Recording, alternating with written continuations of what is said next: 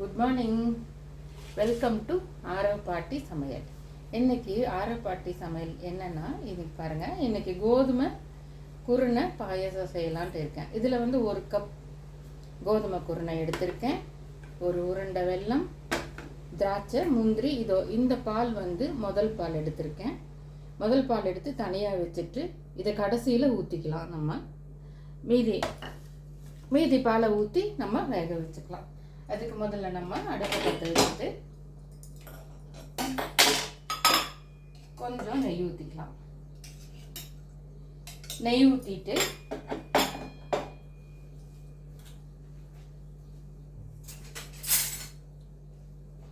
இந்த கோதுமை குருணையை நான் தண்ணி ஊற்றி ஒரு அரை மணி நேரம் ஊற வச்சுருக்கேன். லைட்டாக நெய் ஊற்றிட்டு இதை போட்டு முதல்ல வறுத்துக்கலாம். லேசாக வறுத்தா போதும், ரொம்பவெல்லாம் வறுக்க வேண்டாம், லேசாக வறுத்தா போதும்.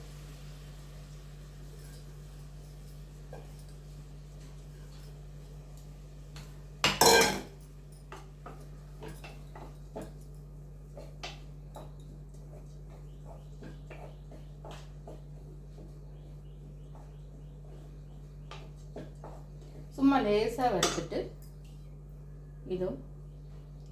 இந்த பால் இது 2வது தடவை அடித்து பால் எடுத்து வச்சுருக்கேன். தேங்காய் பால்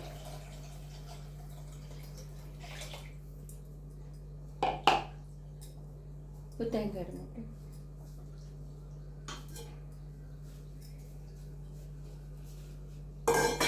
பாருங்கள். நான் இதில் 1 கப்பு கோதுமை குருணைக்கு இந்த அளவு தேங்காய் யூஸ் பண்ணியிருக்கேன்.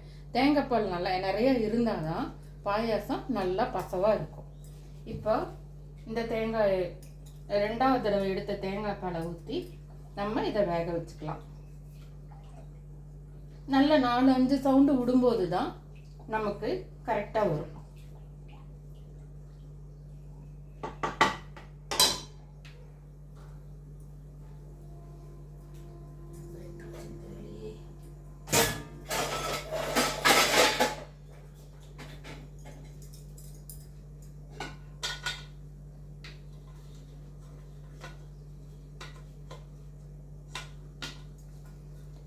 மூடி போட்டு விசில் போட்டு வச்சுக்கலாம்.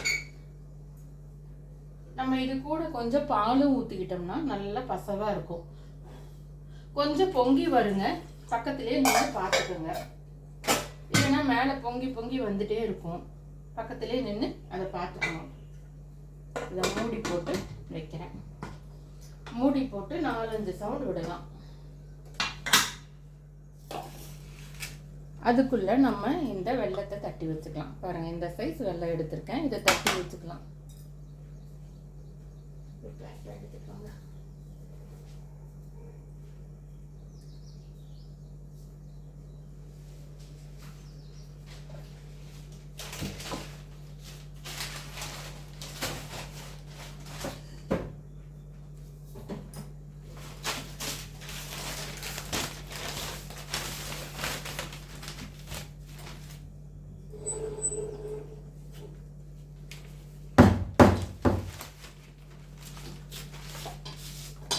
உருண்டை வெல்லத்தை நல்லா பொடியாக தட்டி வச்சுக்கலாம்.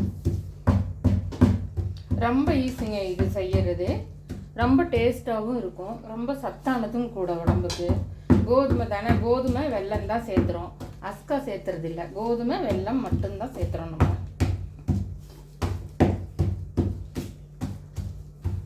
எங்கள் வீட்டில் இது எல்லாரும் விரும்பி சாப்பிடுவாங்க.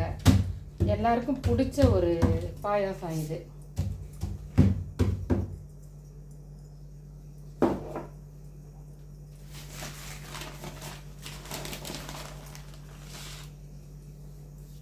இது சவுண்டு வரட்டுங்க, நான் மறுபடியும் காமிக்கிறேன்.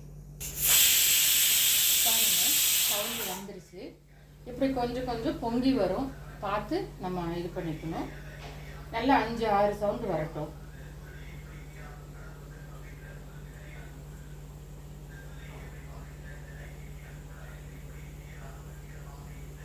இது குழந்தைகளுக்கு நீங்கள் அடிக்கடி செய்து கொடுக்கலாம், ரொம்ப நல்லது உடம்புக்கு.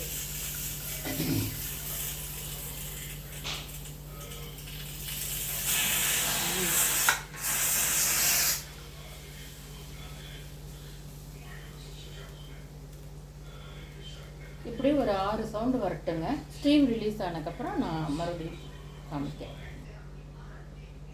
பாருங்கள், இப்போ நல்லா வெந்துருச்சு கோதுமை. இப்போ மறுபடியும் அடுப்பு பற்ற வச்சுட்டு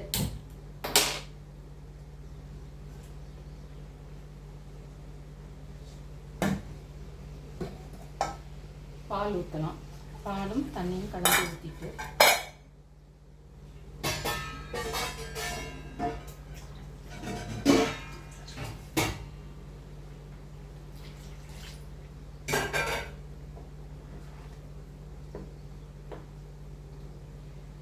நல்லா கொஞ்சம் சூடானோன்னா நம்ம தட்டி வச்சிருக்கிற வெல்லத்தை போட்டுக்கலாம். கொஞ்சம் கொதிக்கட்டும். இப்போ தானே பச்சை தண்ணி ஊற்றிருக்கோம், பால் எல்லாம் கலந்து ஊற்றிருக்கோம். கொஞ்சம் கொதி வரணும்னா நம்ம பால் ஊற்றலாம்.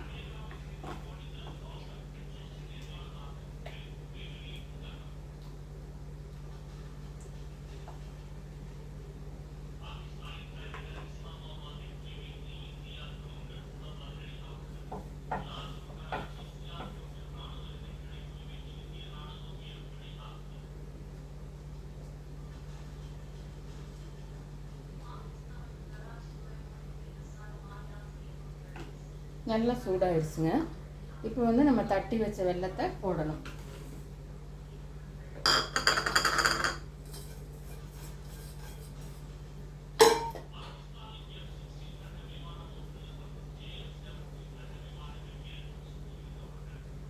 கொஞ்சம் கரையட்டும், நல்லா கரையணும், கட்டி கட்டியாக இல்லாத நல்லா கரையட்டும்.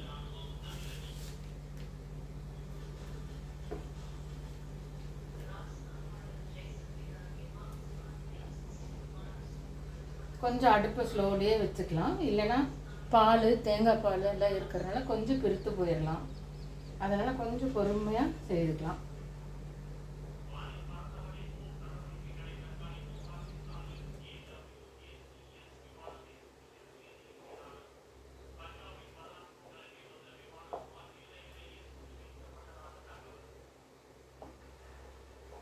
எங்கள் வீட்டில் இது எல்லாருக்குமே ரொம்ப பிடிக்கும். என்னோடய ஃபேவரேட், இது ரொம்ப ஃபேவரேட். இது ஒரு ஃபங்க்ஷன்னா என்னை இது எழுதி வந்து இந்த கோதுமை பாயசம் அப்படின்னு சொல்லி சொல்லுவாங்க எங்கள் அக்காவெல்லாம்.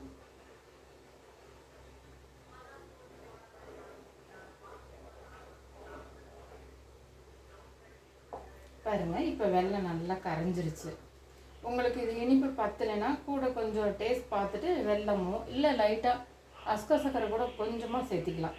ஏன்னா ஃபுல்லாக அது சேர்த்துனா இந்த டேஸ்ட்டு வராது.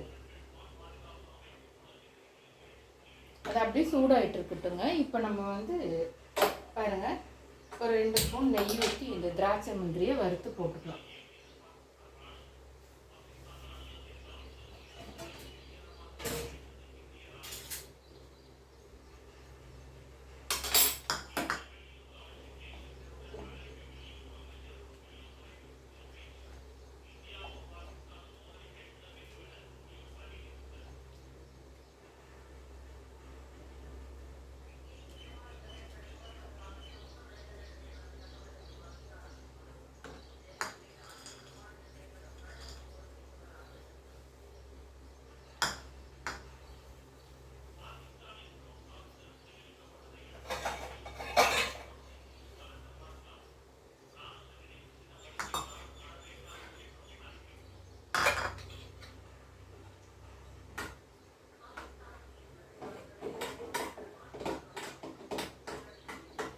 திராட்சை முந்திரி வறுத்துட்ருக்கேன்.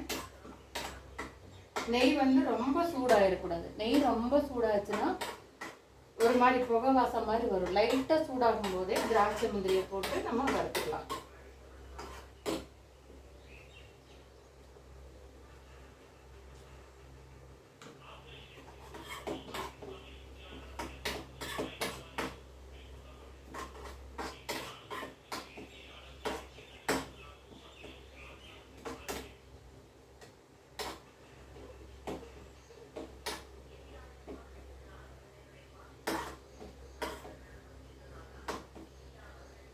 தீயை ஸ்லோவாக வச்சுட்டே வணக்கலாங்க. இல்லைன்னா அது கருகி போனால் பாயசமே டேஸ்ட்டு மாறிடும்.